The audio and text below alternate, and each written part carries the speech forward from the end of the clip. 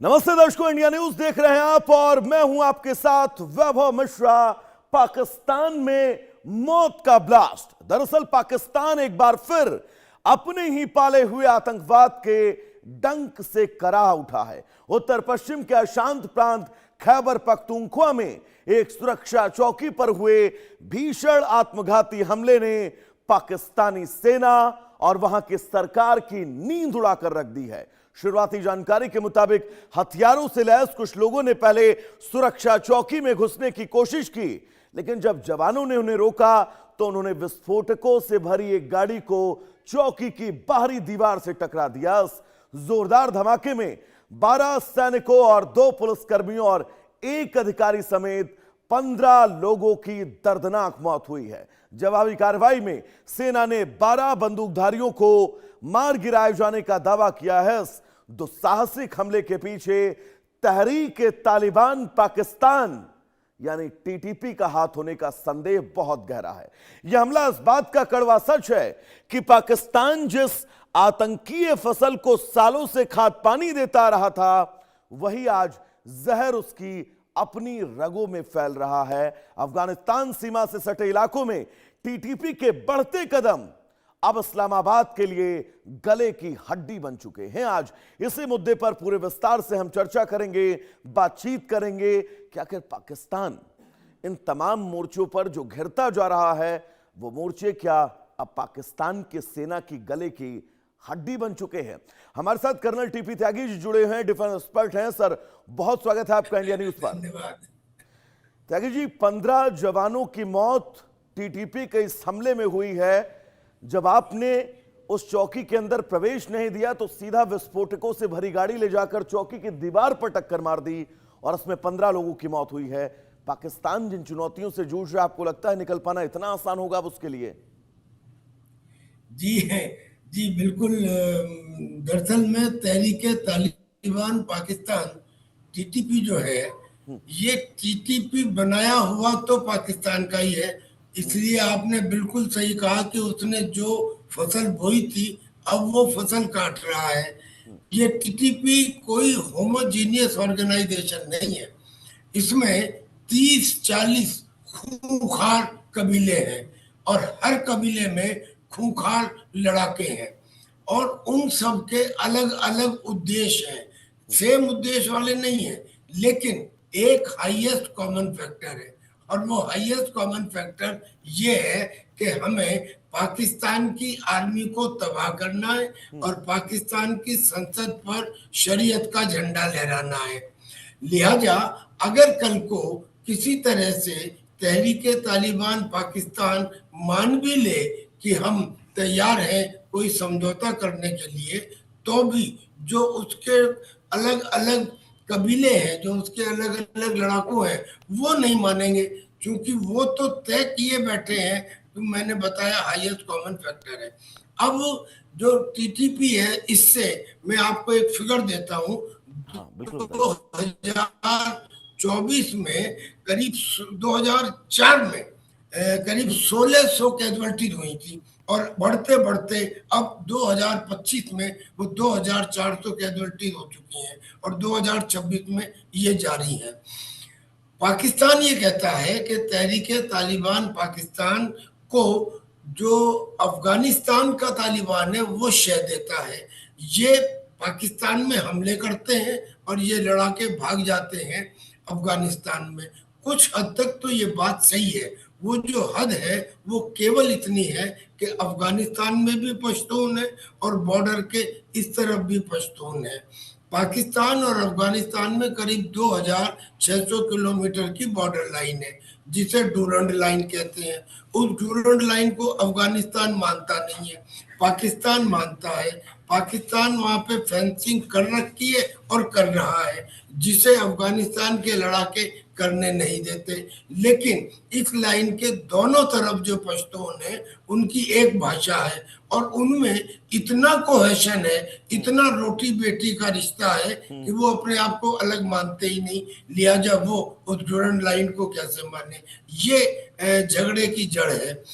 पाकिस्तान ने कई बार वहां पर रोटी बेटी का आपने जिक्र किया और त्यागी साहब, रोटी बेटी का संबंध जिससे भी होता है, अगर मैं वैश्विक स्तर पर देखूं तो उसके सामने बड़ी चुनौतियां हो जाती हैं। और अगर पाकिस्तान और अफगानिस्तान के बीच ये डूरंड सीमा जिसका आप लगातार जिक्र कर रहे हैं, वहां पर टीटीपी इसी तरह से एक्टिव रही क्योंकि इमरान खान की पार्टी पीटीआई का भी वहां पर बहुत बड़ा जनाधार और शानदार जनाधार है, तो ये खैबर पख्तूनख्वा का इलाका मुझे नहीं लग रहा है कभी शांत होने वाला है।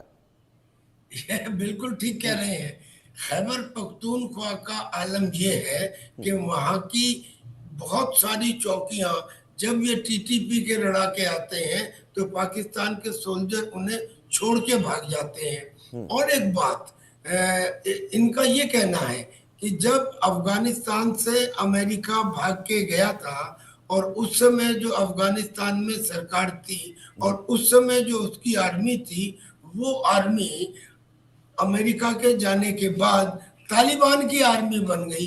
तो उन्होंने कहा आज खैबर पख्तूनख्वा में जो पाकिस्तान की आर्मी के लोग वहां तैनात हैं, कल को अगर हम इसको पश्तून का ठिकाना बना लेते हैं तो वो पाकिस्तान की आर्मी के सारे लोग हमसे मिल जाएंगे।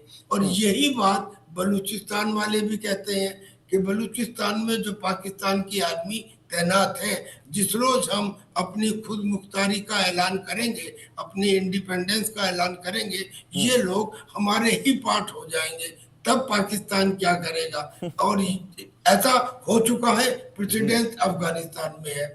तो तहरीके तालिबान पाकिस्तान एक सिरदर्द बन गया है पाकिस्तान के लिए।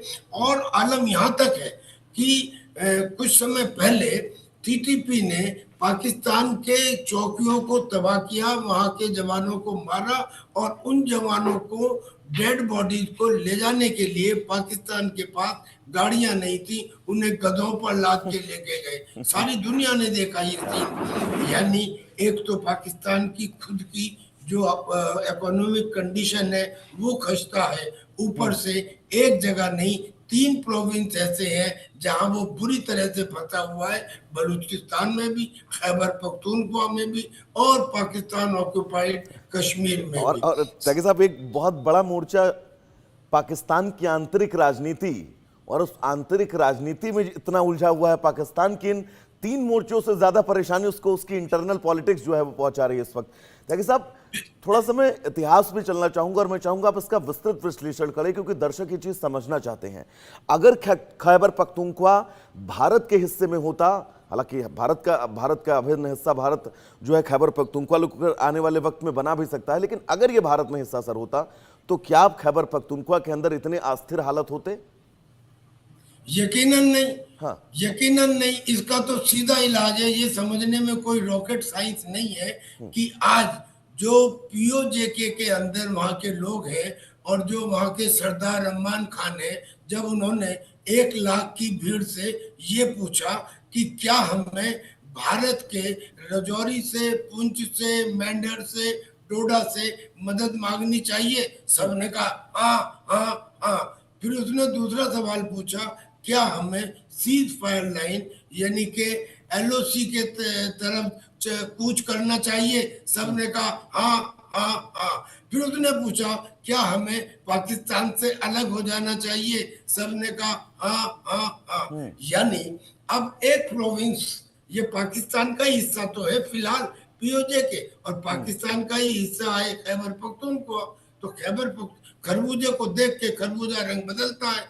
खैबर पख्तूनख्वा के लोग भी अगर हिंदुस्तान में रहे होते तो वहां ये बवाल नहीं रहा होता, बल्कि जो इसके बराबर में बलूचिस्तान है, बलूचिस्तान के लोग तो ये कहते हैं कि हम हिंदुस्तान के दोस्त हैं, हम हिंदुस्तान से मिलना चाहते हैं, एक दफा हिंदुस्तान हमारी सपोर्ट तो कर दे, फिर उसे क्या जरूरत है कि पाकिस्तान के एयर स्पेस का इस्तेमाल करे, वो एयर स्पेस हमारा ही तो है। हम हिंदुस्तान को एयर स्पेस भी देंगे और हम उसके ग्वादर जो पोर्ट है और वो भी। साहब, हमारे साथ जब पैनलिस्ट जुड़ते हैं बलूचिस्तान से, वहां के पत्रकार हों या फिर वहां के सामाजिक कार्यकर्ता हों, वो हमसे ऑन एयर पूरे देश के सामने शिकायत करते हैं कि हमें आपसे शिकायत यह है कि भारत ने हमें अपने साथ क्यों नहीं मिलाया। और जब वहां के पत्रकार, वहां के समाजसेवी कार्यकर्ता ऐसी अपील टीवी पर आकर करते हैं तो आपकी बात जो है वो बहुत पुख्ता हो जाती है। टिब्बी साहब, अभी आपने जिस हाँ हाँ हाँ का 3-4 बार जिक्र किया है, वो हाँ हाँ हाँ पाकिस्तान के कान में, आसिम मुनीर के कान में बहुत किसी शूल की तरह चुभ रही होगी, मुझे लग रहा है। हाँ, उसका सही उदाहरण है, पिघले हुए मोम की तरह उसके कान में पड़ रही होगी ये आवाज, जब सरदार और आपने अम्मान सिंह की आपने इसका रिपीटेशन कम से कम मुझे लग रहा है 9 बार किया है। जी जी जी बिल्कुल। अरे मुनीर को तो, अब मुनीर की सबसे बड़ी तकलीफ ये है कि वो जिन चीजों को अपना एसेट समझते थे, आज वो उसके खिलाफ है। आज मुनीर के खिलाफ पूरी अवाम है, पूरा पाकिस्तान की जो अवाम है यहाँ से बचे हुए भी हैं, जो इमरान खान के पीटीआई के, वो भी उसके खिलाफ है। वो तो इसलिए खिलाफ है कि इमरान को आपने कैद कर रखा है, और जो बचे हुए लोग हैं वो अवाम भी मुनीर के इसलिए खिलाफ है कि मुनीर ने डोनाल्ड ट्रंप के जूते चाटते चाटते ये हालत हो गई कि बोर्ड ऑफ पीस का मेंबर बन गया और वहां पे इजराइल के पेरोल के ऊपर आ गया। यानी कि उसकी फौज जाएगी, इजराइल उसे तनख्वाह देगा, किस बात की? पैलेस्टीनियन को कंट्रोल करने की। यानी कि एक मुसलमान दूसरे मुसलमान को कंट्रोल कर रहा है। ये पाकिस्तान का इतिहास रहा है। षड्यंत्र और चंदे के ऊपर पड़ने वाले इस देश ने जितने मुसलमानों का कत्ल किया है, इतना किसी और ने नहीं किया। इन्होंने 25,000 पैलेस्टीनियन को जॉर्डन में जाके मार दिया था। इन्होंने 30 लाख मुसलमानों को बांग्लादेश में मार दिया था, और ये मुसलमानों को लगातार खैबर पख्तूनख्वा और बलूचिस्तान में मार रहे हैं। अब बताइए, फिर ये कहते हैं कि साहब उम्मा उम्मा या मुस्लिम सॉलिडरिटी। कहाँ है सॉलिडरिटी? ये तो खुद उनके कातिल है। तो मैं जो ताकत के बल पे कितने दिन और चलता है भगवान जाने। लेकिन पाकिस्तान के अगर इतिहास पर आप जाइए तो भरा पड़ा है पाकिस्तान का इतिहास ऐसे उदाहरणों से, जो उदाहरण पाकिस्तान के लिए बड़ी चुनौती है। जी जी, आप 1947 से लेके आज तक ले लीजिए। मैं एक उदाहरण देता हूँ, हमारे हर एक प्राइम मिनिस्टर ने कोशिश की कि हम पाकिस्तान को मदद कर सकें। यानी कि जो हमारे जवाहरलाल नेहरू थे, उन्होंने इंडस वाटर ट्रीटी उनके साथ साइन की, अपने हिस्से से ज्यादा। और उस वक्त पाकिस्तान खैर मनाए कि उदारवादी नेता नेहरू के हाथ में शासन था। अगर इंदिरा या प्रधानमंत्री मोदी जैसा कोई नेता होता तो शायद आज तस्वीर बहुत अलग होती सर। बिल्कुल बिल्कुल बिल्कुल सही कह रहे हैं। थोड़ा सा समय का अभाव है। बहुत शुक्रिया आपका हमसे बातचीत करने के लिए त्यागी साहब, और इस तमाम जरूरी अपडेट्स को, जानकारी को हमारे दर्शकों तक साझा करने के लिए। तो चलिए उस बीच आगे बढ़ेंगे। एक बड़ी खबर अपने दर्शकों को बता दें। दरअसल